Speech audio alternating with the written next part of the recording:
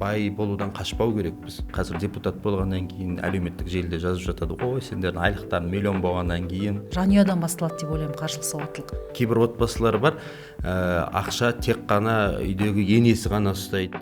Ер азамат, әйел азаматтың басында несие бар екенін білмей жатыр. Ондай еркек үйде ақшаны көбірек табу керек. Жанұяның өсуіне де, өшуіне де тікелей әсер етеді. Байлығын арттыратын қандай да болмасын нақты құрал бар ма?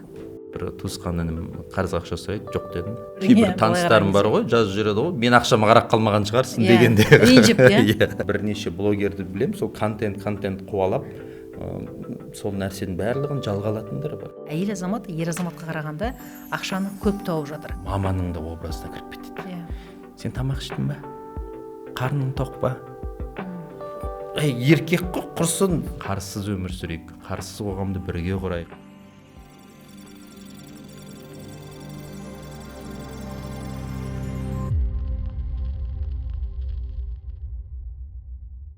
Ай сайын ақша түседі, бірақ айдың соңы тағы нөл. Сен жұмыс жасамай жүрген жоқсың, жұмысың бар, бірақ тапқан табысыңда береке жоқ. Бұның барлығы ақша коды. Сол ақша коды жайында, қаржылық сауаттылық жайында бүгін айтатын боламыз. YouTube арнасында ақша коды, және де бүгінгі тақырып табысың бар, бірақ ақша неге жоқ деген сұраққа белгілі танымал қазақтың қаржыгері Дәулет Төлеутайұлымен кездесіп, бүгін осы тақырыпта сұхбаттасатын болып. Қазақстан Республикасының парламент мәжілісінің 8-ші шақырылымы депутаты, PhD, экономист, біздің ұрандатып, қазағым оян, қазағым қаржылық сауаттылы бол, үйлі бол деп жүрген азаматтардың бірі. Қош келдің, Дәулетжан, қош келдің. Арнайы Астанадан бір шақырылымды жерге тастамай сөзімді келгеніме Алла разы болсын. Рахмет сізге. Қош келдіңіз. YouTube арнаға тұсаукесер деп шақырып жатырсыз. Жақсы жоба болсын, елге пайдалы, мынау халық көрермен өзіне керегін алатындай сұхбаттар көп болсын. Шыны керек, мынау сәл қаржыдан бөлек бірдеңені айтқым келіп тұр да ойымдағы. Қазіргі подкасттардың көбі отырып алып, біреудің өсегін, біреудің төсегін талқылау болып кетті. Енді айналып келген кезде ол ешқандай пайда әкелмейді. Ол бір жұлдыздарды шақырып алады да, оның жеке өмірі, бұл жеке өмір әркімнің жеке шекарасы. Керісінше осындай бір халықты оятатын, халықты ойландыратын дүниелер көп болса екен деймін. Сондықтан енді аты да жақсы екен, ақша коды деп, әркім сол ақшаның кодын тапқан адам берекелі, бай, жалпы өмірі жақсы жаққа өзгерсе деген ниет қой біздікі. Әрине. Өте дұрыс айтасыз. Ақша коды деген ол жай ғана аталым емес. Бұл жерде біз кез келген азамат шатысып жүр, адасып жүр, тілін білмей жүр, бағытын білмей жүрген азаматтар көп. Енді жалпы бай елде туылғаннан кейін әр қазақ бай болсын деген ниеттеміз. Құрметті қазақи қауым, қазағым, сіздер барлықтарыңыз білесіздер, Дәулетжан біздің тұсаукесерден рекордсмен, енді қызыл кітап немесе тағы да басқа кітаптар болатын болса, осы Дәулет бірінші енет деген ойдамын. Және де осы тура жерде әдейілеп шақырған себебім осы ақша коды атты тұсаукесерді жасау бірде-бір енді Дәулеттің еншісіне деп ойлаймын. Неге десеңіз, халықтың жанашыры деп білемін. Және де менің Әсеке ханым деген атымның лақап атымды қойғанда Дәулетжан, барлығыңыз білмесеңіздер біле жүріңіздер.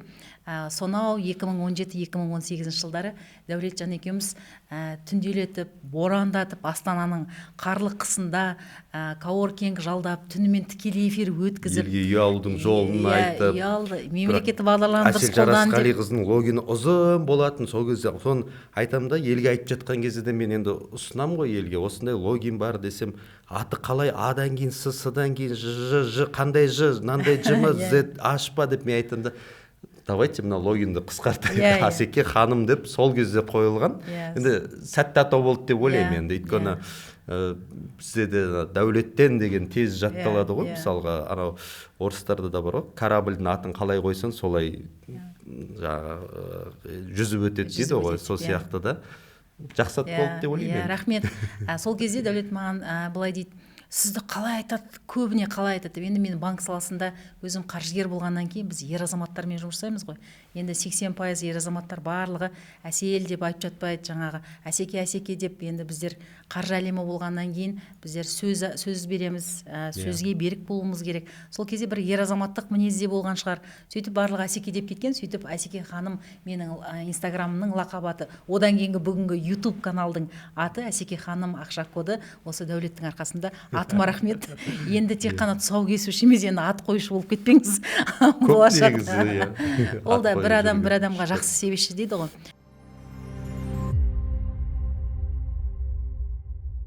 Енді осы ақша жөнінде айтайық.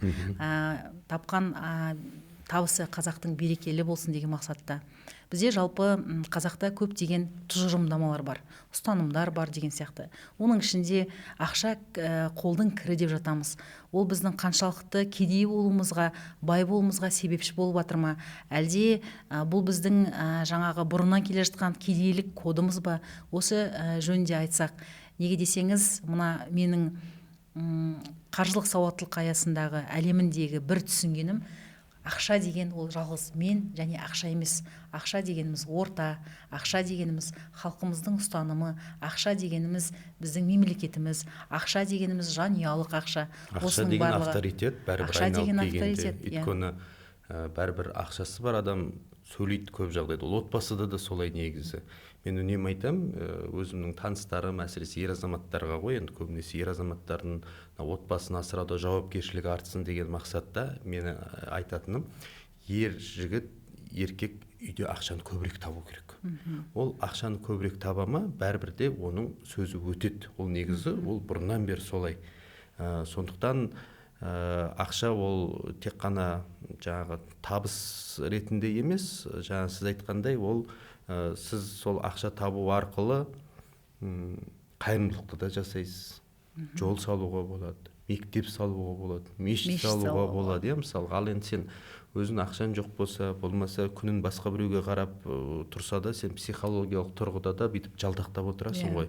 Мынау маған не береді екен, немесе қашан береді екен деген секілді. Сондықтан бұл енді бірінші кезекте әрине ол көзқарасты өзгерту, жаңа айтқандай. Өйткені білмеймін, кейбір қазақтың мақалдарын көп өзін-өзі бір ақтап алу сияқты көрінеді. Ақша қолдың кірі деген секілді, бұл әйтеуір қайта кетпей жатқан деген секілді. Бірақ ол ақшаны неге ол кір қолдың кірі ретінде емес, жақсы нәрсемен қарамасқа дегенде ой келеді. Мысалға, немесе жаңағы қазақтың мақалдары ақтап алу дегенде шығады ғой. Мысалға, асыққан сайтанның ісі деп нетіп алады. Немесе асықпасаң керісінше асықпаған қоянмен жаңағы түлкі аулайды деген секілді де бүйтіп бәрін бұрмалап алады да, өзін ақтап алады. Мысалы, отырған қыз орын табады дейді мысалға.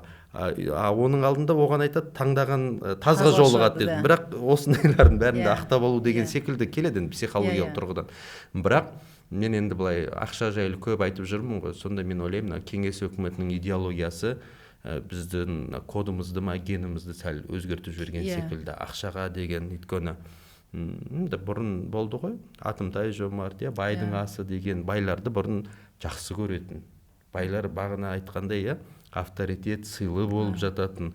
Ал қазіргі кезде көп жағдайда мынау бір байды болмаса шынымен де жұмыс істеп жүрген адам, ақша тауып жүрген азаматты көрсетіп жатса, ой, мүмкін емес деген секілді, қалай жетті, немесе біреудің тоқалы шығар, біреудің бір нәрсесі шығар деген секілді де ұғымдарды мысалдап жататын азаматтар бар. Бірақ шын мәнінде адал еңбекпен де байлыққа жетіп жатқан азаматтарымыз бар ғой. Сондықтан мен үнемі айтамын, сол көзқарас өзгеру керек. Біз керісінше байдан қорықпау керекпіз, бай болудан қашпау керекпіз.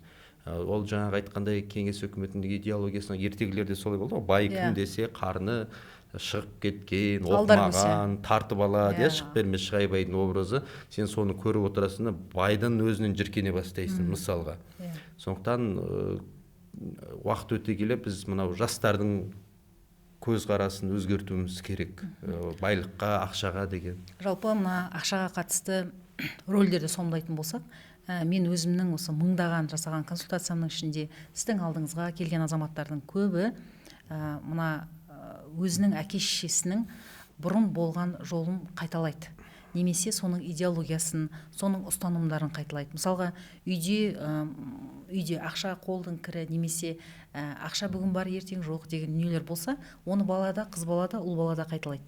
Сондай дүниелер көп. Сондықтан бұл жерде әке шешенің үйдегі, жаңа бізде қазақта мақал бар ғой, ұяда не көрсең ұшқанда соны ілесің деп, сол да жанұядан басталады деп ойлаймын. Қаржылық сауаттылық ол әр баладан басталады, әйел азаматтан, әйел азамат пен ер азаматтың ақшаға деген қатынасынан. Осының барлығы осы біздің жаңа тұрғыдағы идеологиямызды саптауға, сараптауға, осы насихаттауға келетін сияқты деп ойлаймын. Үйдегі тәрбиеге байланысты ғой енді сол айналып келген кезде. Одан кейін мысалға жас отбасы сөйтіп қосылып жатқан кезде ол өзінің тәрбиесі көргені, ол қыз жақ өзінің тәрбиесі көргенін дұрыс деп ойлайды. Мысалға кейбір отбасылар бар, ақша тек қана үйдегі енесі ғана ұстайды, болмаса атасы ұстайды дейтіндей, мысалға сондай да отбасылар бар. Немесе кейбір отбасылар бар, әйел адам өз ақшасын өзі жаратады, күйеуі ортақ өзі жаратады. Менің ақшам, күйеуінің ақшасы сөйтіп менікі, сенікі деп бөлініп жататын адамдар бар. Оның арты сенің туысқаның, менің туысқаным, болмаса менің туысқаныма көп беріп қойдың, өз туысқанына көп бересің, менің туысқаныма аз беріп қойдың, төркініме тығып бердің деген секілді. Ол көрдіңіздер ме, андай бір отбасылық шиеленістер, жайлап қақтығыстар бола бастайды. Негізі ол дұрыс емес. Мен үнемі айтамын, ақша ол бір ортақ қазан болу керек. Ақыр сен отбасы болғаннан кейін, себебі сіз үйіңізде бала шағаңызға, болмаса жолдасыңызға тамақ істеген кезде бөлмейсіз ғой. Мына бүгін бір қазанға тамақ істейсіз, бірақ бір қазаннан бір жаңа палау да, манты да, лағман да шықпайды ғой. Барлығы ортақ, бәрі еті де, майы да бір қазанға салынғаннан кейін, менің түсінігімде отбасылық бюджет ол ортақ болу керек. Ол ақша ашықтықты жақсы көреді. Ол ақша шындықты жақсы көреді, шынайылықты жақсы көреді, ақша тазалықты жақсы көреді. Жаңағы айтқандай қолдың кірі кірдей емес. Ол барлығы таза болатын болса, сіздің отбасыңызда да сол ақшаның берекесін көресіз. Бізде көп адамдар, кішкене психологияны да қосқым келеді осы орайда, мысалға ақшаның берекесін көрмейтін азаматтар бар да, қанша тауып жатыр. Ол біреулер айтады, мен мысалға миллион тапсам мен ақ байып кететін едім. Мәселе ода емес. Мен қаншама азаматтарды көрдім, 100 мың, 200 мың, мысалға еден жуып жүрген азаматтарды да көрдім. Сөйтіп бір үйін алған, екі үйін алған, сол екінші үйге көшіп, бірінші үйін жалдамалы пәтерге беріп қойып, сөйтіп әйтеуір ақшаның басын құрап жүрген азаматтар бар да. Ал кейбір азаматтар бар, айналамдағы жаңағы кейбір кәсіпкер достарым да бар, миллион табады, 2 миллион табады да, бірақ кейде менен қарыз ақша сұрайды. Сондай азаматтар өте көп. Ол тіпті өнер адамдарының арасында да бар да. Мен айтамын, сендердің табыстарың менен де жақсы ғой. Қайда десең, жоқ, біз оны есептемеппіз, білмеймін, әйтеуір оңай келгеннен кейін кетіп қалып жатыр деген секілді. Сондықтан да мынау отбасыда да жаңа айтқандай ақша ол шынайылық, тазалық, адалдықты жақсы көреді. Ал ендіге күйеуі өзі бір нәрсені тығып былай беріп, әйелі былай тығып, үйіндегі ата-енесі басқаша көзқарас болатын болса, оның өзі бар ақша талан-таражға түсетін. Берекесіз. болады. Жалпы мына көбінде менің шекарам, менің айлығым деп жатады. Мысалға көбінде мынандай ұсыныс бар. Ол менің ұсынысым. Егер сіз оны қолдайсыз ба, қолдамайсыз ба? Мысалға мен әр уақыт айтам, егер мысалға мен тауып жатырмын, жаңағы айтады, мен өзімнің тапқан ақшамнан 10 мың теңге не үшін сұрауым керек деген сияқты эмоционалдық түрлер бар ғой. Мысалға сұрағысы келмейді, сұрағысы келмейді деген сияқты. Мен ойлаймын, 10% әркім өзінің айлық ақынан алып қалып, 90%-дан қазанға салынса, сол жерден отбасылық бюджет қарастырылса. Мысалға азамат пен әйел азамат бір-бірін таңдаған кезде олар көбіне неліктен бір-біріне күйеуге шығады, неғып үйленеді? Ортақ мақсат пайда болады, ортақ көзқарас пайда болады. Ал ол одан кейін үйленгеннен кейін жан-жақты көзқарас, жан-жақты талан-таражға салу ақшаны, менің ақшам, сенің ақшаң, менің жанұяма көмектестің, сенің жанұяңа біз аз көмектестік деген сияқты дүниелер болып жатады. Ол дұрыс, өйткені ер адамның да шекарасы бар, әйел адамның да шекарасы бар. Мен үнемі айтамын, ешкім шекарасын өтпеу керек. Мәселе тағы да осыда. Енді қарапайым тілде айтамыз, Қазақстан мемлекеті, біз 5 елмен шектесеміз. Қазір біз аламыз да бір көршіміздің шекарасына кіріп кетейікші, не болады? Соғыс болады, ұрыс жанжалы болады. Тура сол секілді отбасыда да әйелдің шекарасы бөлек, ер адамның да шекарасы. Тура сол ақшаға келген кезде де әркімнің өзінің шекарасы болады негізінде. Ол жаңа айтқандай не ғой, ортақ ақша дейміз, бірақ өзіне де сол 10-15% алып қойған дұрыс. Өйткені не? Мысалға ер азаматтарда болады, достары аяқ астынан бір жерге шақырып қалады, немесе коллектив, ұжымда біреуге туған күніне ақша жинап, оны ортақ неге салып қойып, болмаса үйде ақшаны әйелім ұстайды деп, оны қайта-қайта әйелінен сұрай бергенде ол біртүрлі, болмаса әйел адамда ой мен күйеуім деп оның қабағына қарай бергенде дұрыс емес деп ойлаймын. Сондай бір шекарада болмаса әйел адамның өзінің бір жаңағы косметика, маникюр, педикюр дегені бар, мысалға соған алып қоятындай бюджет бөліну керек шығар. Бөліну керек, ол есебі болу керек. Міне сол кезде адамдар бір-бірінің шекарасына кірмейді. Ол егерде ол жаңа айтқандай ол ашық талқыланбаса, ол күйеу де сұрайды, бір ана жерде бір 5 мың теңге, 10 мың теңге бар еді, ол қайда дейді. Ол айтады, мен бүгін боянып қойдым, бүгін сыланып қойдым, бүгін киім алып қойдым дейтін болса, сен неге оны аласың, неге маған оны айтпайсың деген секілді, көрдіңіз бе? Сөйтіп ішкі жанжал пайда бола бастайды. Ол айтады сосын, ой, сен соған қарап қалдың ба, сен өткенде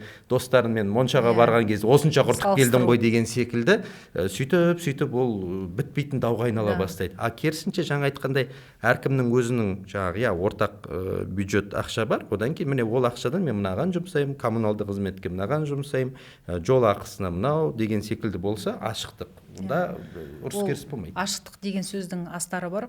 Талай осы отбасы банкта жұмыс жасаған кезде, басқа банктарда жұмыс жасаған кезде әйел азамат пен ер азамат несие алуға келеді. Әйел азамат ер азаматтың басында несие бар екен, ер азамат әйел азаматтың басында несие бар екен білмей жатыр.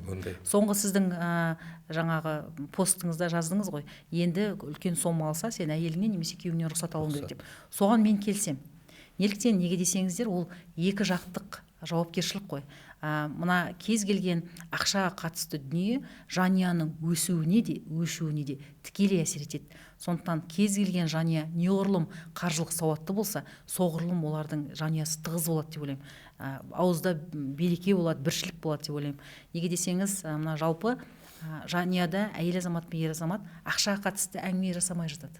Мысалға, менің тауып жатырмын, сен бір-бірінен тіпті айлығын жасырып жатады. Ондайға бармай ашық айтып, маған осы айда маған осындай ақша керек. Мен осы айда әкеме жаңа осындай алып бергім келіп тұр. Мен осы айда шешемді больницаға қаратамын деген, немесе тісін жасатамын деген сияқты дүниелер ашылық айту керек сияқты. Сол кезде мына менде жаңа өзің айтқан сияқты жеке хаттар көп келеді маған да. Сол кезде бір ер азамат маған хат жазыпты. Мен айлық алған кезде дейді, мен әйел азаматтар жайында пост жазғанмын ғой. Ай сайын дейді, айлық алған кезде темекімнің ақшасын алып қаламын да әйеліме берем дейді. Содан кейін барып өзіме жаманатты болып дейді, әр 5 мың теңгені жаманатты болып сұрап жүрем дейді. Содан мен шаршадым дейді. Ол әйелім менің ақшаны жеткіздірмейді дейді. Мен өзім шаршап кеттім дейді. Не жұмыс жасап атқаным түсініксіз, не демалмаймын, не дейді майым ауыстырылған жоқ машинада, не жаңа машинама дөңгелек алған жоқпын. Мен сонда не үшін жұмыс жасап атқанымды білмей жатырмын дейді. Сондықтан осы орайда сіз қалай ойлайсыз? Мен отбасылық жиналыс ақшаға қатысты міндетті түрде болып тұру керек деп ойлаймын. Болу керек, жаңа айтқандай ашық талқылану керек. Сосын айналып келген кезде ол ақша энергия ғой. Ақшасы бар адам бәрібір ол энергиямен жүреді. Энергия ол ақша, энергия ол жұмыс. Түптеп келген кезде. Жаңа сіз айтып отырсыз, сөзіне ақшаның берекесі, жұмысын бүйтіп кетті, сөйтіп кетті деп, ол психологиялық тұрғыдан міне өзін-өзі босатып басылып жатыр да. Көрдіңіз ба? Ал егерде ол сол жаңағы айтқандай темекіге ақшасы жүріп тұрғанына ақшаның барлығы әйел емес, өзі пайдаланатын болса, онда оның да ойы мүмкін көңіл күйі басқаша болар ма еді? Дәрежесі де өседі ме деп ойлаймын. Жаңа айтқандай әңгіме басындағы авторитет қой, соған да сәйкес келеді. Одан кейін мынау энергия, ақша энергия демекші, мысалға қарызды да айтатын болсақ. Ойлаңызшы, сіз біреуге қарыз боласыз, үнемі соны ойлап жүресіз ғой. Иә. Соны ойлап бір ісіңізде алға баспай жатады. Одан кейін мынау анау сұрайды, сосын сен оған түсіндіресің, сен оған сөзбен түсіндіріп жолым болмай жатыр, немесе бүйтіп қалдым, ауырып қалдым деп сіз оған жаман энергияңызды бересіз мысалға, көрдіңіз ба? Оның барлығы айналып келген кезде сол адам өзін өзі түсіру, өз-өзіне шұңқыр қазу, мынау психологиялық тұрғыдан. Одан кейін жаңағы жайлап қарызға да келіп жатырмыз ғой. Мен көп нәрсені неткім келеді. Бізде пайғамбарымыздың хадисі бар ғой. Ниетің қандай болса, татқаның сондай болады дейді. Мен өзім көп нәрседе мына өмірлік жалпы ереже, ұстаным, осы нәрсені ұстанам. Ниетің қандай болса, татқаның сондай болады дейді. Өзің жақсы біреуге бір жақсы ниетпен жүрсең де сенің алдынан сол нәрсе шығады. Енді өмір бумеранг деп жатамыз. Бірақ дәл осы қарыз тұсында, егер сіз біреуден қарыз алсаңыз, жақсы ниетте болуыңыз керек. Мен мынаны уақытында қайтарам. Міне 30-на дейін қайтарам. Сол адамнан қарыз алдыңыз ба, Құдайдан да сұрау керексіз. Я Құдайым, осы қарызды алу жолында менің жолымды аша көрші.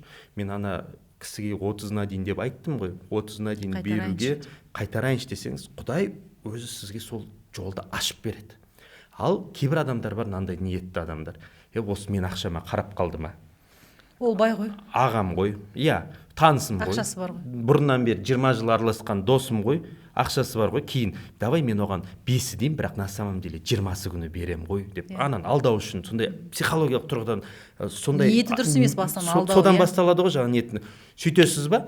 Құдай сізге тура солай жол ашып бере салады. Сіз 5 деп анаған айтасыз, бірақ оны 5 қайтара алмайсыз. Сол 25-25-не дейін сіздер мысалы 20 күн аралық па, тағы бір проблема туындай бастайды. Шынымен де ауырып қалуыңыз мүмкін, жаңа көлігіңіз болса, көлігіңіз соғылып қалуы мүмкін, жоқ жерден шығын кетіп қалуы мүмкін. Сондықтан да қарыз алдыңыз ба, керісінше осыны мен тезірек құтылайын, Құдай маған жолымды аша көр, барлық жаңағы нығметінді болмаса несібенді бере көр десең, қарыздан негізі оңай құтыласыз. Жалпы қарыз беруге сіз өзіңіз қалайсыз?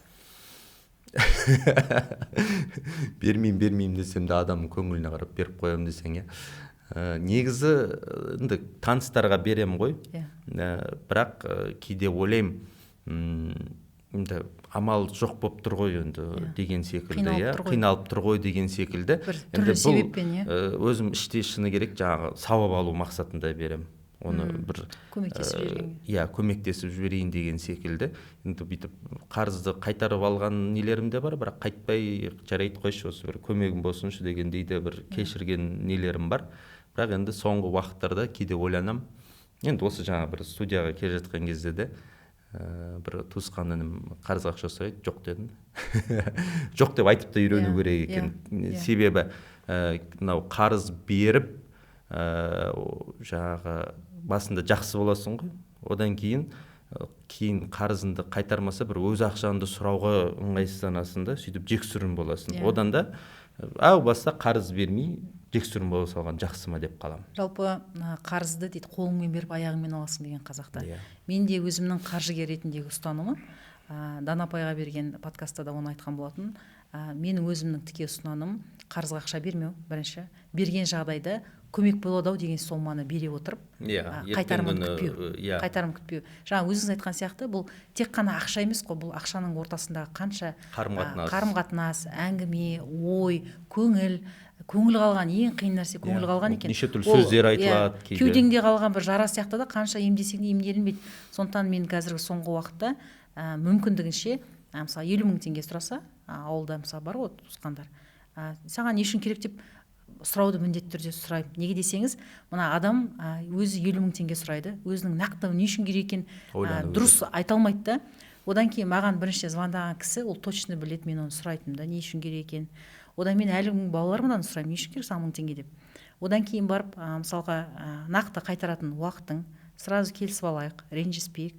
Егер мысалы 50 мың теңге сұраса, мен есептеп не үшін дәрі алуға, жақсы мен саған 20 мың теңге салам, қарыз емес, көмегің болсын деп, иә, сөйтеміз. Сондай дүниелер өте жақсы деп ойлаймын. Сол кезде аралықта сен де жақсы, ол да жақсы, сол моментте сау бол дейсің ғой бір-біріңе. Кейбір таныстарым бар ғой, жазып жүреді ғой, мен ақшама қарап қалмаған шығарсың Иә, дегенде. ренжіп, иә. Иә. Ондай да адамдарды көрдік. Ол мәселе ол қарап қалуда емес қой. Мәселе сол әу бастағы уәдеде. Уәде ол Құдайдың сөзі дейді. Сен көрдің бе? Жалпы адам негізі бар ғой, мынау ақшаға қатысты, карьераға қатысты жол не үшін жабылады деп ойлайсыз? Адам көп уәде бере бергеннен жабылады жолы. Істемегеннен сол уәдесі. Иә, сол нәрсені істемегеннен. Өйткені не? Адам уәдесінде тұрады, істейді, ол бәрібір айналып келгенде алғыс алады. Соңғы түбі. Дұға. Иә, дұға ол қабыл етеді, иә, дұға қайтпайды деп жатады мысалға, иә. Көрдіңіз бе? Бізде кейбір адамдар бар, өтірік уәде бере береді, ол түбі орындалмай қалады. Содан кейін ол адамның да көңілі қайта бастайды. Көңілі де суи бастайды, сол адамға деген. Сосын қойшы осыны деп оның да артынан жаман сөздер айта бастағаннан кейін ол өзі сол жолы қалай жабылғанын білмейді. Ол жолдың екінші нәрсесі өзіне қатысты, ол жаңағы реніш, обида. Реніш неден пайда болады? Ол ожиданиядан пайда болады. Адам өзі бірдеңені миына сурет салып алады да, ол болмай қалса ренжіп қалады. Мысалға, осы мысалды айтам, қыз бен жігіт жүреді, қыздың туған күні келе жатады, қыз ойлайды, маған жігіт бүгін 101 гүл сыйлайды, немесе қолында айфон болады деген секілді деп ойлайды өзінше бір нәрсе. Бірақ жігітте өзіне бір проблема болып жатады. Мүмкін жаңа жұмыстан ақшасы болмайды, әйтеуір бір ниеттеніп сол қызға 101 емес, тіпті барын 3 тал, 5 тал розасымен болмаса жаңағы кәмпитімен барса, ол кезде қыз ренжіп қалады. Неге? Өйткені сол өзі бірдеңе жасап алды әйтеуір. Және де бүгінгі социумдағы үлкен деңгейдегі сапалы, мүмкін жоғарғы деңгейдегі өмірді өзінің қарапайым өмірмен салыстыра отырып күйзеліске ұшырау деген өте көп қой қазір. Ондай көп. Әлеуметтік желіде мен үнемі айтамын, жылтыраған барлық алтын емес. Сол әлеуметтік желіде көріп жүрген жұлдыздардың, болмаса басқа блогерлар, оның өмірлері бәрі бал емес, бәрінде проблема. Тіпті мен бірнеше блогерді білем, сол контент қуалап, сол нәрсенің барлығын жалға алатындар бар. Біз ойлаймыз, сол күшті көлікке мініп алыпты, үйіне деген керемет деген секілді, бірақ контент қуалау мақсатында, бірдеңе тауарын сату мақсатында, болмаса бір сабағын сату мақсатында күшті бір иллюзия жасап, сөйтіп сондай жалған өмірді көрсетеді. Оған айдаладағы, ауылдағы адамның ойы бұзылады, жаңа айтқандай, психологиясы бұзылады. Одан кейін тағы да үйде отырған әйелі, декретте отырған әйелі күйеуін миын жейді. Анан қарашы, анандай алып беріпті, мынандай алып беріпті деп. Ал көп жағдайда ол жаңа айтқандай блогерлер, болмаса танымал жұлдыздарға ол жарнама үшін жасалады. Ол тегін жасалады, жаңа айтқандай, жалға алады, әйтеуір бартер. Соған адамның ойы өзгереді, жаңа айтқандай айқай-шу бастала бастайды. Қаншалықты болып жатқан дүниелердің барлығын рас немесе жалған екенін сырттай біле алмаймыз ғой. Бірақ жалпы енді бұл қарыз болсын, несие болсын, халықтың табысы бар бола тұра ақшасын жинай алмағандығын көрсетеді. Сіз қалай ойлайсыз? Жалпы қаржылық сауаттылық аясында қазақ халқымыздың байуы үшін, өзінің артында қаржылық қоры қамтамасыз ету үшін не істесек болады? Негізі жалпы әлемдік стандарт бойынша сіз қазір кез келген адам, өзіңіз елестетіп көріңіз, жұмыссыз қалдыңыз, немесе ауырып қалдыңыз, Құдай сақтасын, немесе басқа да жағдай болып қалды, немесе тіпті демалғыңыз келіп кетті. Сіздің сол уақыттағы ақшаңыз 6 айға жету керек. Ол кәдімгі сіздің уже мынау қаржылық сауат, өмір сапасын, өмір сүрудің мәнін түсінген адам солай болу керек мысалға. Сол кезде ғана сіз өзіңізді айта аласыз, мен былайша айтқанда қаржылық тәуелсіз адам, финансовый независимый адаммын, менің көзқарасым ақшаға, мышлением басқа деп айтуға әбден болады. Ал енді келесізде сіз бір жерден бір жерге жұмысқа ауысасыз, немесе Құдай сақтасын ауырып қалған жағдайда ешқандай қор жоқ, ол кезде не істейсіз? Қарызға батасыз, кредитке, несиеге, барлығы қара тізімге енесіз, сосын өз күніңізді өзіңіз қиындатып аласыз. Мәселе осыда. Сондықтан да бағанағы айтқандай энергия бар кезде, денсаулық бар кезде ақша жинау керек. көптеген халық жазады маған, мен өзім тамаққа ақшам жетпей тұрған кезде мен қалай жинаймын деп. Біз жетпейді деп жүрсек ол жетпейді. Жетеді деп 5.000 теңгені, 1000 теңгені ақша құрлы көріп, теңгенің басын құрасақ, ақша тез жиналады деп ойлаймын. Неге десеңіз, ана жаңағы теңге тиыннан құралады дейді. Егер дейді 1000 теңгенің қадірі болмаса дейді, 100.000 теңгенің қадіріне жете алмассың. Сондықтан мына қанша қиын болса да, мысалы бүгінгі таңда несиең бар ма басыңда, бала шағасы бар азаматтарға, жалғыз басты ер азамат, әйел азаматтардың барлығына айтатыным, бір азаматқа үйде, мысалы кейбір жанұяларда болады, бір-ақ адам жұмыс жасайды. Барлығы соның өміріне, оның денсаулығына тәуелді барлығы. Бірақ ол кісі больничныйға шығып кетсе, жұмыс жасамай қалса, больничныйда 3 күн, 5 күн, 10 күн жұмысқа шықпай қалса, айлығы аз төленеді. Яғни автоматты түрде барлығы просрочкаға шығады, автоматты түрде тамағына ақша жетпей жатады. Сіздің бір стористарыңызда да көрдім, бананды да Каспий редқа алады деп жазған екенсіз. Мысалға, бананда Каспий редқа алған, бұл өте мен үшін ащы болды сол сторис. Неге десеңіз, ол баласына алып жатқан шығар, жетіспегеннен алып жатқан шығар. Оның жақсы жағы да, жаман жағы да бар. Жақсы жағы әрине ол жаңағы мейірім, ананың, әкенің мейірімі. Ал жаман жағы сол балаңдың, көз алдыңдағы балаңның тамағымен қамтамасыз ете алмай отырып, айдан айға, жылдан жылға қарызбен өмір сүруің. Осы қарызды азайтып, қазақ халқының байлығын арттыратын қандай да болмасын нақты құрал бар ма? Еңбек ету деп ойлаймын. Бірінші кезекте, өйткені барлық нәрсе еңбекпен келеді. Енді әрине жаңағы кейбір адамдар айтуы мүмкін, ойбай айтуға оңай деген секілді, бірақ енді қазір депутат болғаннан кейін әлеуметтік желіде жазып жатады, ой, сендердің айлықтарың миллион болғаннан кейін өмірлерің басқаша деген секілді. Енді әрине қанша жылдан асты ғой, 3,5 жыл болып қалды. Депутаттың айлығы әлі миллион алған жоқпыз. Мен 750-780 мың деңгейінде, тіпті оны жасырмаймын, себебі скриншотпен де көрсеткенмін кезінде қанша түскен деген секілден. Бұл жерде мен айтайын дегенім андай ғой, кезінде менде хабарға, телевидениеға келген кезде 22.500 теңгеден бастады. Адам өзінің уақыт өте келе құнын өсіру керек деп өзім есептеймін. Құнын қалай өсіреді? Ол еңбекпен келеді. Еңбектен басқа қосымша ол кісінің талаптарын енді ол коммуникация, мінез, барлық нәрсе әсер етеді ғой. Мысалға қараңыз. Жаңа нәрсеге үйрену. Ол мен мысалға сол телевидение жүргенде универсальный солдат болдым. Ол солай болу керек деді. Сен жұмысқа келген кезде қазіргілерді қарайсың ғой. Жоқ, мен осыны ғана білем, осыны ғана істеймін. Осы үшін ғана маған ақша төлейді, сау бол дейді. Телевидение жүрген кезде өзім редакторым, кейде студияда немен аяқ киіммен жүреді ғой. Сосын қойшы, осы еден жуатын адамды күтпей ана жерде трәпкі не тұратында, соны мен өзім-ақ сүрте салатынмын. Өйткені уақыт маңызды. Одан кейін жаңағындай өзіне де ол жаңағы опыт қой, айналып келген кезде. Тәжірибе, қағазды распечатка жасай салатын, осыны өзім істеп, бірақ сөйтіп пістім.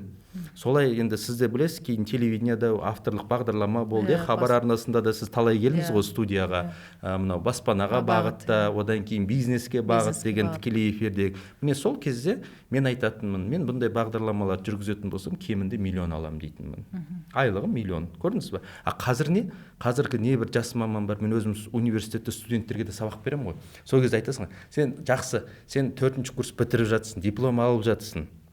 Қандай айлық қалайсың десең бар ғой, бәрі миллион қалайды отырып алып. Мен айтам, кешір, сен бірақ сол миллионға сайсың ба? Сай емес.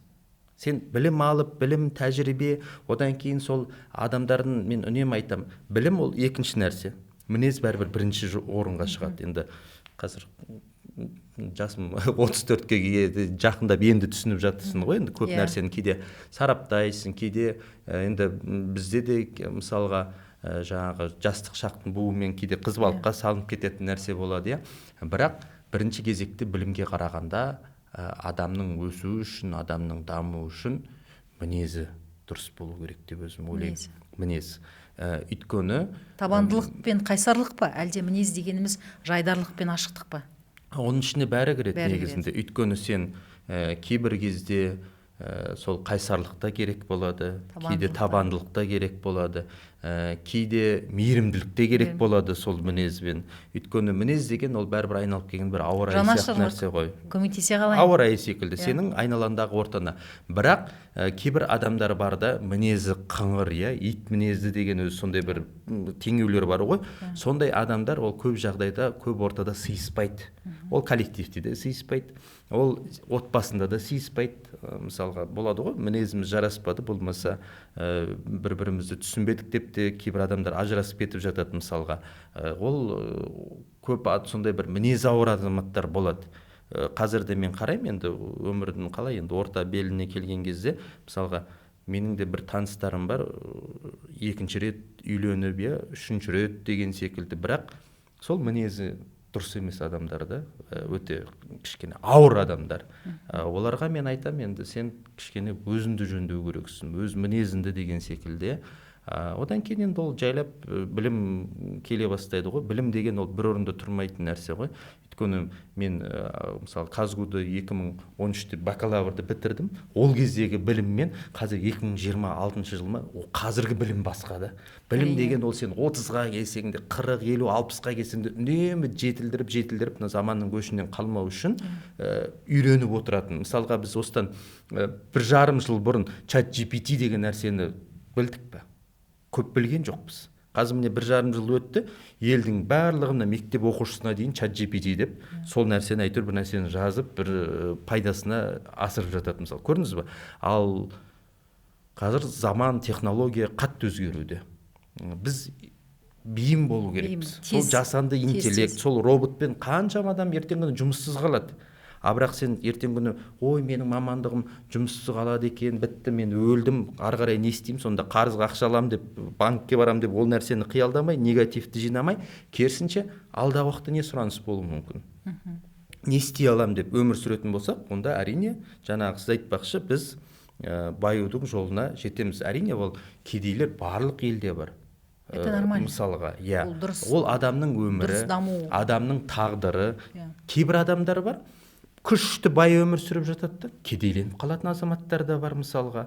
Ол айналып келген кезде сол ақшаға қарым-қатынасының дұрыс емесінен тағдырға байланысты. Тағдыр, одан кейін ол жерде жаңағы айтқандай қарғыс деген нәрседе, ол өзін-өзі жол жабу деген нәрселерде өте көп рөл атқарады. Одан кейін табысының адал болмауы деген мәселе. Мені үнемі ойландыратын бір мысалым бар, өз көзіммен көрген. Осы Алматыда қазір мен балаларға арналған дәулетті бала деген қаржылық сауат кітабын жазып біттім, әлі бірақ баспаға жіберген жоқпын. Бұл жердегі негізгі мақсат, маған бір кісі келді де, қаржылық сауатын айтып жүремін, осында бір апа келеді де, үлкендеу кісі ғой, сен маған үйретші, мен осы ақша жинай алмаймын. Соны мен айтамын, жасыңыз нешеде десем, 60-ға 59 ба, сондай болды. Мен ол кісіні бүйтіп қараймын да, білмеймін, сіз қатып қалған ағашсыз ғой деймін де. Қатып қалған ағашты түзеу де қиын. Сіздің одан да немереңіз болса, мен соған үйретейінші қаржылық сауат деймін ғой. Көрдіңіз бе? Ол жас шыбық. Оны бағдар бүйтіп жіберсең, ол тез үйренеді, тез қағып алады. Сонда маған бір ой келді. Ендеше осы жастарға, әсіресе балаларға қаржылық сауатты үйрететін құрал жасайыншы деп. Соны жазып қойдым. Қазір кішкене дизайнмен отыру керек, бірақ ол енді негізгі редакторлық жұмыстар бітті. Бірақ сол жерде мен жазған бір мысалым бар. Осы мынау Атакентте бар ғой, Тимирязев Әуезов көшелерінің қиылысынан Әуезовте бұрын жабайы сауда болатын. Әлі де бар ма? Әлі де бар ғой деймін. Далада тұрып сатады. Міне сол кәріс салаттары. Сол жерде қызық, мен жұмыстан кейде мына жоғары жақпен келем, немесе төмен жақпен келем, бұқар жыраумен, екі жақпен. Сонда төмен жақпен келген кезде бір апа тұратын, енді алдымнан шығатын. Сол алма, не сататын, неше түрлі. Сонда мен үйге келемде бір заттарымды алып кіріп сөйтем. Бірақ ана кісіге мен үнемі сөйлескен кезде әйел адамға бетемді, саламатсыз ба, қалыңыз қалай десем, сауда қалай десем, ой, жоқ сауда. Үнемі бір негативін айтып тұрады. Кейде мына Тимирязев жақтан келсем, бір ер азамат тұрады. Ол да айтпақшы Казгудың студенті. Соны қалай сауда десем, Аллаға шүкір, бұйырғаны деп солай әңгіме. Содан қызық болады. Білесіз ғой, лимонка деген сары алма. Сондай дәм, сол кезде бір период болады, тәтті, қышқыл тәтті болады. Содан төмен жақтан алам да, сол алманы 1 килограммдай. деп өлшеп береді маған, ақшасын төлеймін. Ол кезде перевод жоқ, наличка ғой, сол 2016-15 жылдардағы мысалды айтып отырмын. Сөйтіп қараймын, үйге бардым енді, бірақ үйде де бір таныс бауырлар болды, әйел бар, жаңағы тез жеп тастадық та. Мен айтамын, үйдің қасына тағалып келейінші деймін де, бірақ мына жақтан шығып ана жігіттен аламын. Одан алсам, ана алма көбірек алма сияқты енді, бірақ лимонка бәрінің формасы бірдей, бірақ көбірек сияқты. Сонда мен ойыма келеді, әй осы таразыдан жеу деген нәрсе бар ма деп. Содан не істеймін, мен ерінбей жалықпай мына жігіттен алдым ғой, маған көзіме көп болып көрініп тұр ғой. Соны аламын да қайтадан сәл 30 метрдей түсем да, ана апама барамын да, сол жерден тағы аламын. Сөйтіп екеуін барамын да, үйдің қасында продуктовый магазин бар, соған веса қойып өлшеймін. Міне, анау біреуі 1 килограмм 50 ма 60 грамм ба сондай артығымен шығады, анау 920 грамм шығады. Көрдіңіз? Жігіттік артырақ. Жігіттік артырақ. Ананікі кем болып тұр да. Сонда қайтадан мен ана өзінде сондай бір уақыт қой енді. Қайтадан ана жігітке барамын да, мен айтамын, берші қолымды. Мен саған ризамын. Мен осындай жағдай болды енді, мен саған кәкиес айтайын, бірақ сенікі осылай екен десем, маған айтады да, Дәулет дейді, мен осы саудада жүрмін ғой дейді. Мен ешқашан таразыдан жеген адам емеспін дейді. Мен керісінше адамға сол 1 килограмм емес, 1 килограммнан артық 10 грамм кемінде, 50 грамм, 20 грамм артық сап берген сайын Құдай мен несібемді дарттырып жатыр. Мен осы жерде тұрып дейді, үйімді алдым. Розыбакиева Утеповада 2 бөлмелі жаңа үйді алдым дейді, көлігімді алдым деді. Енді бұйырса үйленейін деп жатырмын деген, сол 2015-16 жылдар мысалға. Кейін ол маған әлеуметтік желіге жазды, үйленген, 2 баласы бар ғой деймін, қателеспесем. Көрдіңіз бе, несібе деген қалай? Негізінде мен бір үлкен кітап оқыған кезде, қазір қай кітап екенін ұмытып қалып жатырмын. Сол кезде жазған саудаң адалынан берекесінен болсын десең, сауда берекесінен болсын десең, таразыдан жеме деген. Ол таразыдан жеу дегеннің барлығы алды арты, Алла тағала ештеңені шатыспаған ғой. Иә, шатыспаған. Ол бәрібір 10 теңге былай, 10 теңге былай, ол бәрібір саны соңында шығады. Ал жалпы мына қаржылық сауаттылықтағы ең маңызды жаңағы ақшаны арттыру аясындағы мінезбен мен 100% келсем. Неге десеңіз, мен осы 25 жылға, 20 жылдан астам үлкен салада жұмыс жасаған кезде мінезді адамдар ғана бастық бола алады. Мінезсіз болсаң бір шүберектей ез болып жүресің да. Мінезді, ал бұл жерде мінезге қосалыққа жаңа табандылықтың бәрі қосылған кезде оның міндетті түрде нәтиже болатыны анық. Екінші, мінезден кейінгі бізде білім. Ал білімнен кейінгі не қосар едіңіз баю аясында? Қайырымдылықты қосқым келеді.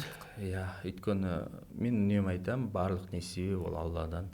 18 мың ғаламды, бәрін ағашымен, жаңағы табиғатымен, адамды адаммен, жай бір анау айтады ғой, ұйыған қаннан адам шығарып деген, барлығы Құдайдың несібесімен де бұл нәрсе. Біз кейде пендешілікке салынып, бір-бірімізді бақталас көріп, бірін-бірін жолын жауып, бірін-бірін бәсекелес көріп, бірін-бірі көре алмай, бірін-бірі қазақтар бетін тырнап жатқан кезде мен шыны керек, жаным да ашып кетеді, кейде іштей бір күйініп те кетем. Себебі біз бір нәрсені түсіну керекпіз. Әр адамның жаңа айтқандай маңдайына жазылған тағдыры болады.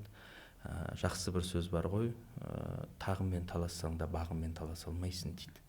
Бақ деген нәрсе ол бәрібір Құдайдан, Құдай арқылы берілетін солай бақ болады.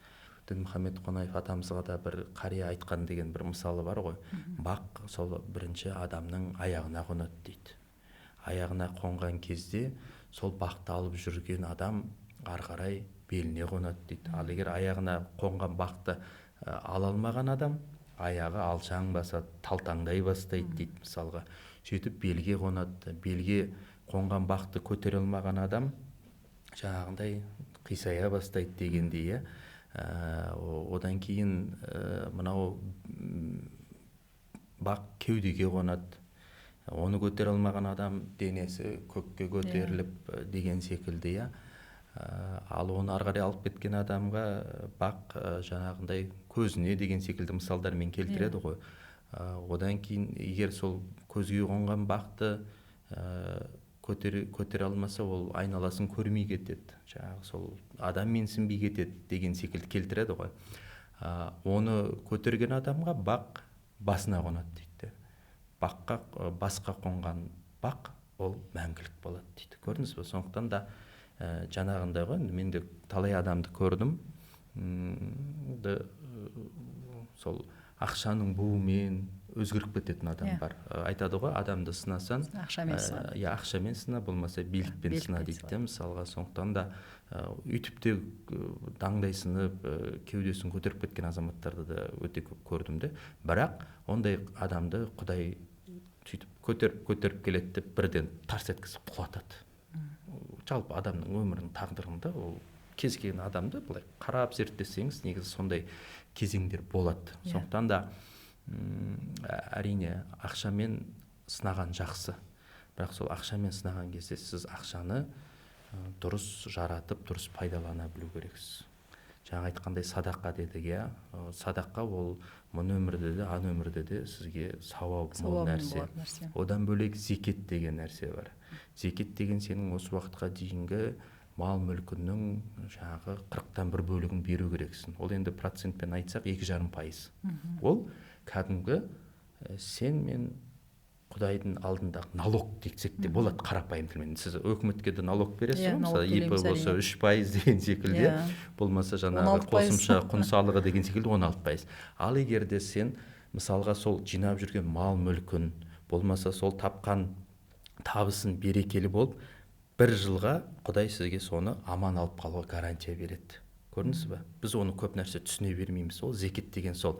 Тіпті мынау әсіресе мал шаруашылығында жүрген азаматтарымыз өте көп біледі. Мен тіпті мынандай мысалды да кездестірдім.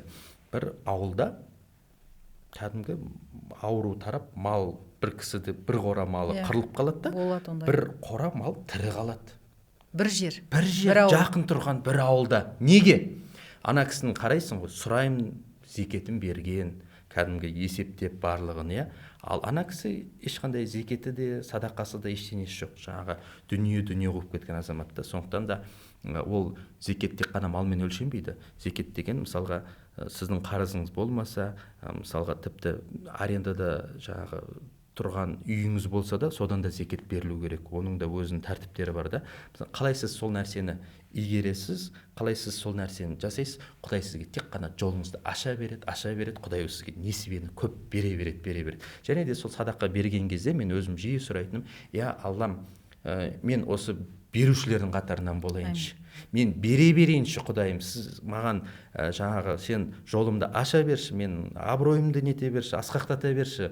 Осы ақшаға деген психологтар айтады, ақша потогы деген секілді. Мен өзім іштей сөйтіп дұға етемін де, мысалға. Сөйткен сайын Аллаға шүкір, мен енді дәл осы зекет, одан кейін құрбандық шалу деген ол өте сенің жолыңды ашатын нәрселер, мәселе осы да. Кейбір адамдар болады, жаңа айтқандай, сен ақша күш тауып жатсың да, берекесін көрмейсің. Болмаса ақша күш тауып жатсың, қайда кетіп жатқанын білмей қаласың. Әйтеуір бір жерден бір шығын кетіп жатады, бір жерден жолың болмай кетіп жатады, бір жерден аяғыңды қайырып алдың, бір жерден аяқ киім жыртып алдың, аяқ астын, мысалға дейінші. Көлігіңді сырып алдың. Міне соның барлығы ол Құдайдан. Ол басқа күшмен оны нете алмаймын, түсіндіре алмаймын ол нәрсені. Сондықтан ол азаматтарға мен үнемі айтамын.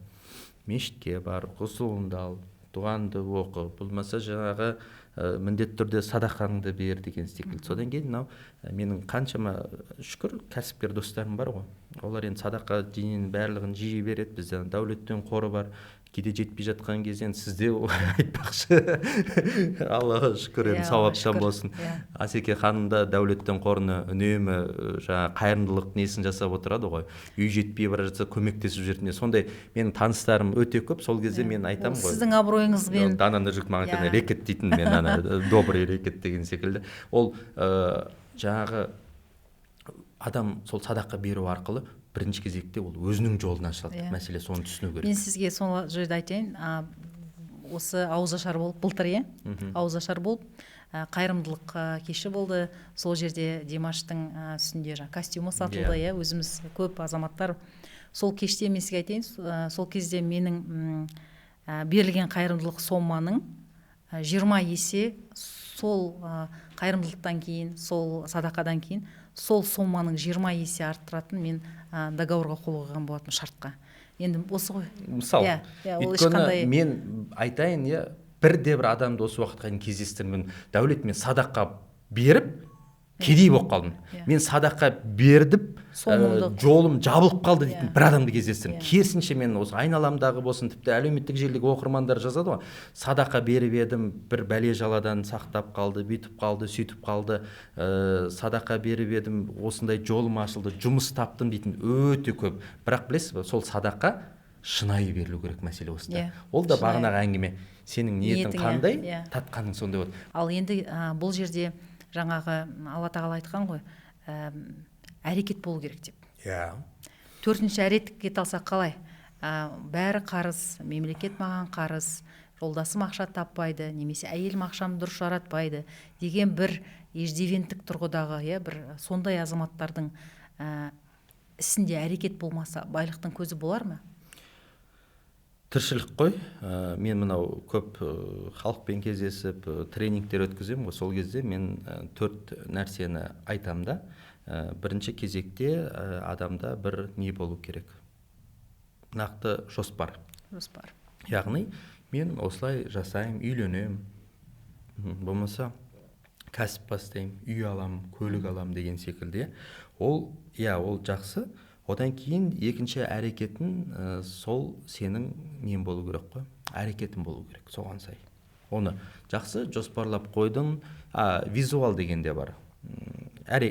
Қиялдау. Қиялдайсың ғой, қызыл көлікті машина алам, қара көлік машина, болмаса 5 бөлмелі үй алам, кухнясы мынандай деп. Суреттеу арқылы, Оны қиялдап жата беруге болады. Енді психологтар да оны айтады ғой, детально нетуге. Келісем мен онымен. Бірақ үшінші нәрсе ол әрекет. Көрдіңіз бе? Үшінші нәрсе міндетті түрде әрекет керек. Жақсы, оны жатып алып, 1 жыл қиялда, 2 жыл қиялда, суретін салып қой, армандар картасы деп жабыстырып қой, бүкіл стенаға. Бірақ сенде әрекет болмаса, ол болмайды. Осы жердегі тағы 4-ші нәрсені қосқым келеді, сол сен қиялдайсың, жоспарлайсың, әрекет етесің. Сол әр қайсысында 4-ші нәрсе Құдайдан сұрау керексің. Көрдіңіз бе? Сіз жоспарлайсыз, осын болса екен Құдайым дейсің. Қиялдап жатасың, осылай болса екен дейсің. Әрекет етіп жатасың, сол кезде де сол Құдайдан сұрау керек. Құдайдан сұраудың да өзі дұрыс тәсілі бар. Ол жердегі сол сенің әрекетің дұрыс болу керек. Тапқан табысына адалынан болу керек. Жаңағы сен таразыдан жеп айтады ғой, мысалы, мен әрекет етіп жатырмын, бірақ неге жоқ? Пиғыл, ниет дұрыс емес. Өйткені Құдай сізге бергісі келмей тұр да. Алла тағаланың жаңағы сенің бір жолындағы бір әрекетін дұрыс болмай тұр да, мәселе осы да. Көрдіңіз бе? Ал егер де осы нәрсені 4-еуінде жасайтын болсан, ол тугис карта ғой. Мысалға, студияға осы жерге келдік, тугис карта қойдық, ол бізге дұрыс жолмен алып келді, адастырмай. Ал сен жаңағы өзің адасып жүрсің, білмейсің, то мына көшеге шығасың, ана көшеге шығып адасып келесің де мүмкін. Сол сияқты да адамдарда да осындай бір ақша тапқан кезде де көбінде сондай адасушылық болуы мүмкін. Ал енді бірақ осы нәрсенің барлығын сен өзің дұрыс қабылдап, дұрыс картаға қоя білсең, сен мақсатына тезірек жетесің.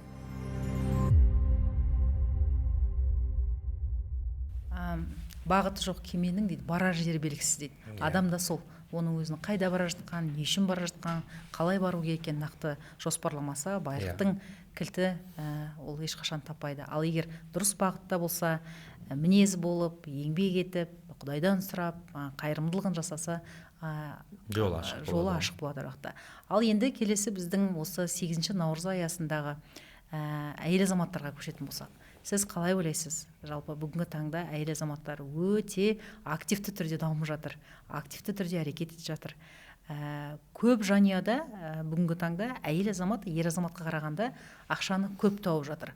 Сол қаншалықты ер азаматқа ыңғайлы және де мүмкін ер азаматқа ыңғайсыз шығар? Енді әр отбасының бір өзіндік келіскен ережесі болатын шығар деп ойлаймын. Енді әрине кейде сынау да оңай, ақыл айту да ең оңай нәрсе дейді ғой. Бірақ мысалға мен өзімнің отбасымдағы ереже, Лаураға мен жұбайыма айтам, үйленген кезде айтылған әңгімеде, мен сенен көп ақша табуым керек. Мен керісінше сен аз табасың, бәрібір менімен салыстырған кезде. Мен керісінше көбірек, өйткені мен сол арқылы отбасын асырауға деген жауапкершілікті қоя білдім де. Бізде сіз айтпақшы жаңағы тренингтер өткіземіз, оқу курс 90%, кейде 80% әйелдер отырады. Иә. Әйел азамат активті түрде алды қазір бүгінгі таңда. Ол кәдімгідей дамып кеткен. Енді сол білесіз ғой, бағанағы авторитет соған келіп жатыр ғой. Ол сөйтіп бүкіл рөлді өзіне алып алады. Сосын ол әйел нүкте қоюшы үйдегі. Әйел сосын бар ғой, қайтадан психологиялық тұрғыдан өзі асыраушы, өзі еркек, өзі сол әйел, өзі мама, өзі папа, соның образында жүріп алады да. Сөйтіп ер азаматтар психологиялық тұрғыдан, мынау гармондық тұрғыдан да әлсіреп қалатын. Моральдық тұрғыдан да істегісі келмей қалады да. Сондықтан да мамонт аюды әкелетін қасиеттен айырылады ма?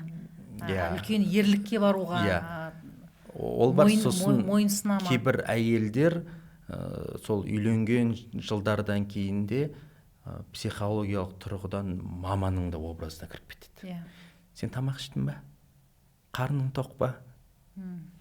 Еркек қой, құрсын, жасы 18-ден. Үлкен ұлы асырап алады ма? Үлкен ұлы сияқты санайды да. Міне көрдіңіз бе, сол дұрыс емес негізінде. Рөл ауысып кеткен. Рөл ауыса бастайды. Ол психологиялық тұрғыдан. Ол семьяда ол еркек, ол әйел не болуы мүмкін. Бірақ жаңағындай қарның тоқ па, ана киімің дұрыс па, анау бар ма, мынау бар ма дегеннен кейін уақыт өте келе ана еркекте өзі бала сияқты болып қалады. Көрдіңіз ба? Сондықтан да менің түсінігімде үйдегі еркек болу керек, әйелдің образында өзінің нәзіктігін сақтау керек.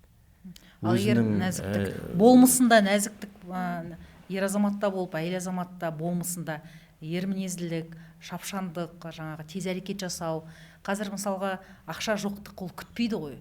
Күнде несиен келіп тұрады, күнде бала тамақ сұрайды, күнде баланың уақытын, ақшасын төлеу керек. Әйел азамат күтіп шаршап атқа мінетін сондықтан шығар мүмкін.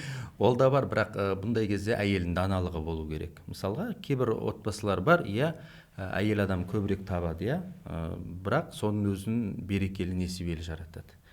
Кейбір әйелдері бар, күйеуімен санасып, мен тауып жатырмын, мен көп тауып қойдым, сен жатып ішерсің. Көрдіңіз бе? Ол дұрыс емес деп ойлаймын. Бірақ барлық нәрсе сол отбасылық өмірдің бастауы, сол екі жақта бағана айттық қой, үйленген кезде өмірдің ақ парақтары енді басталады.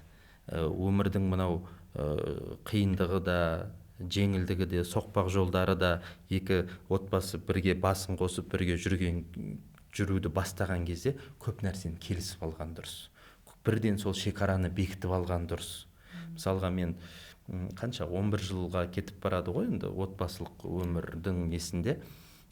Сіз білесіз бе, 11 жылда мен әйелімнің телефонын қараған адам емеспін.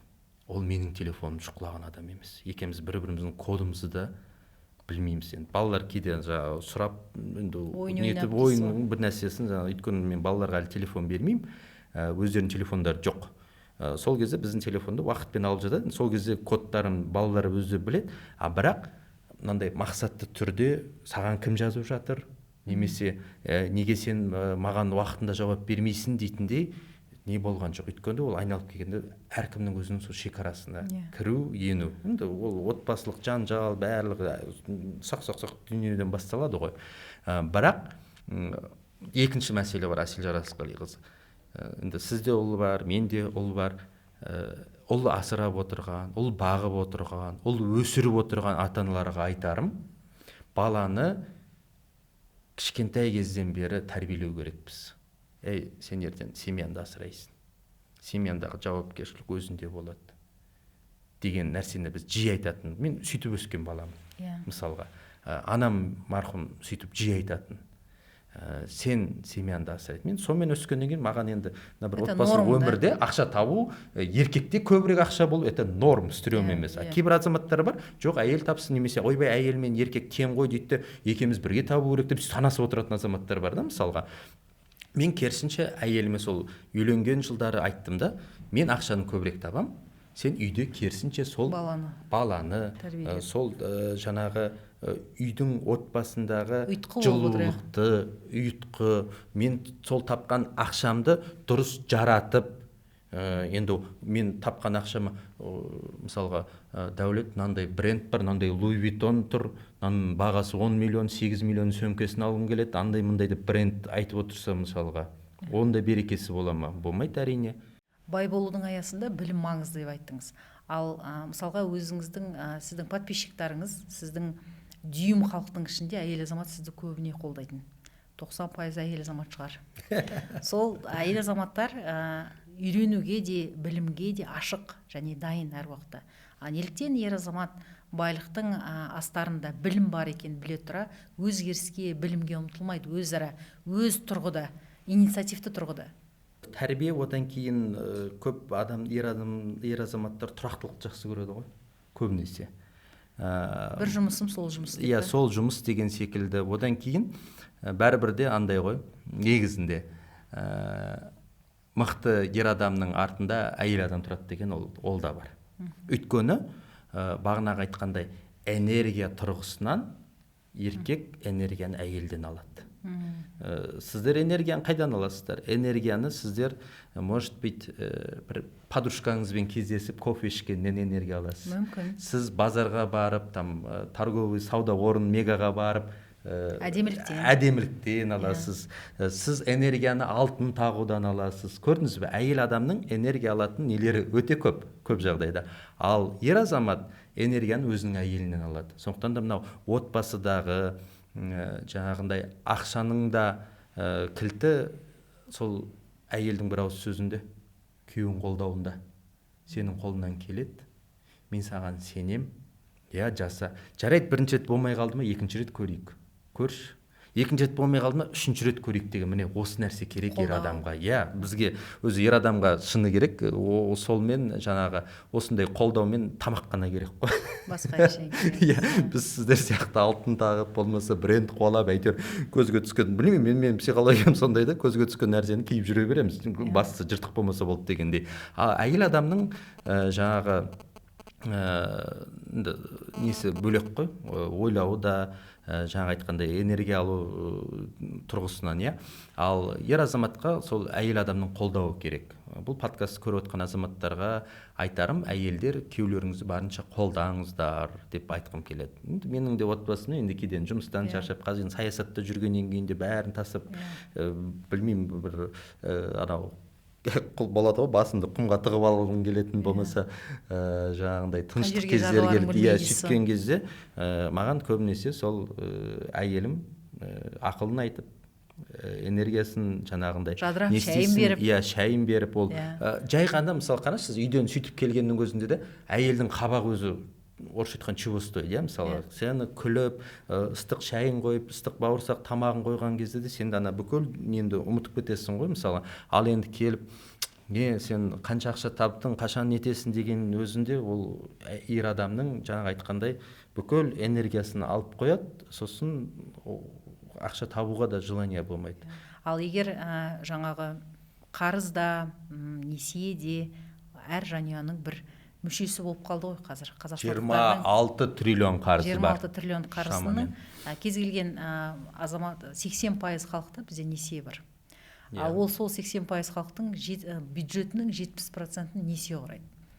Сол қазақты қарсыз өмір сүруге қалай үйрете алсақ болады?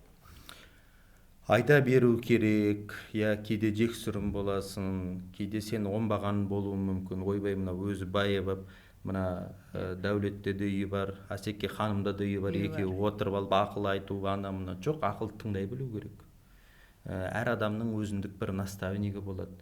Біздің де ақылды айту мүмкін, бұның бәрі интернетте бар ғой деген секілді. Иә, бар интернетте. Егер де сен оны интернетте бар ғой деген психологиямен болса, балаңды мектепке жіберме. Интернетте 42 алфавит бар ғой деп отыра бер.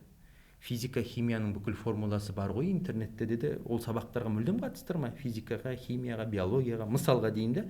Жоқ, әр адамның өзінің бір тыңдайтын несі болады. Кейде менің сөзімді біреу өткізуі мүмкін. Басқаша. Басқаша. Жеткізе отырып, жеткізе отырып, жүрегіне мүмкін, санасына беру мүмкін осы подкаст. Немесе осы подкастты көріп отырып, мені мүлдем тыңдамай, сіздің бір ауыз сөзіңізден өмір өзгеруі мүмкін. Онда адамдар өте көп. Ұстанымдар өзгереді. Ұстанымдар. Осы тұрғыда аллаға шүкір 3 баланың әкесісіз. Балаларға қаржылық тұрғыда неден үйретесіз қазірден бастап? Сауатты болу үшін. Арзан, ненің қымбат екенінен үйретем. Өйткені олар қазір дүкенге кіреді. Басында білмейді ғой сандарды кішкентай кезде. Мен айтатын, бұл арзан, бұл қымбат. Соны олар сұрап тұрып бір нәрсе жегісі келеді де кішкентай кездерінде. Мынау қымбат па, арзан ба? Қымбат десем, болды қоя салады. Кейбір балалар бар ғой, қымбат арзанға қарамайды. Еденде жататын. Ол дұрыс емес мысалы. Біз балаға сол ненің қымбат, ненің арзан, одан кейін отбасылық бюджет, міне сенің әкең осынша табады, анаң осынша табады, бізде бар ақшамыз осы деп қазірден бастап түсіндіре берсеңіз, ол ертең ешқашан, мысалы кейбір отбасылар бар ғой, 200 мың ғана табады. Оны түсінген бала ешқашан миллион тұратын айфон сұрамайды. Ол түсінеді, менің ата-анамның еңбегі жалақысы осы екен ғой деп. Көрдіңіз ба? Бізде көп нәрсе айтылмайды, жабулы қазан ойбай ұят болады, ұят дұрыс, керісінше. Одан кейін енді қазір 4-ші сыныпқа дейін олардың тамақтары мектепте тегін ғой, қатты не жасамаймыз біз, ақша беруге.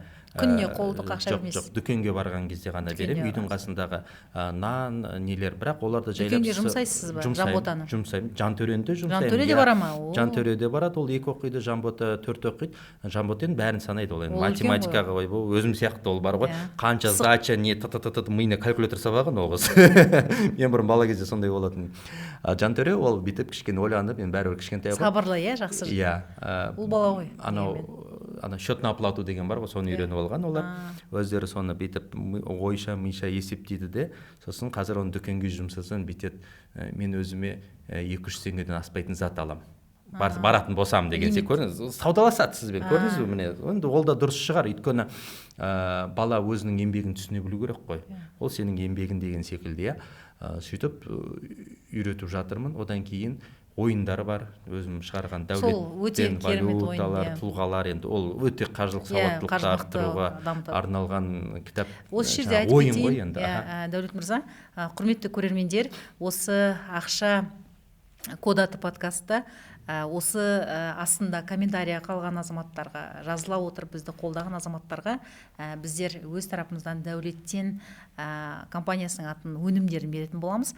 10 азамат таңдалатын болады, сондықтан комментарияларыңызды жазып, не түйіндедіңіз, не ұнады, не сабақ болды, не көзқарасыңызды өзгертті, осы сұрақтарға жауап бере отырып, өзіңіздің комментарияларыңызды жазып кетіңіздер, және ақша коды подкастына жазылып, астына комментарияларыңызды қалдырыңыздар. Пікір қалдырыңыздар. Соны сыйлыққа берейік.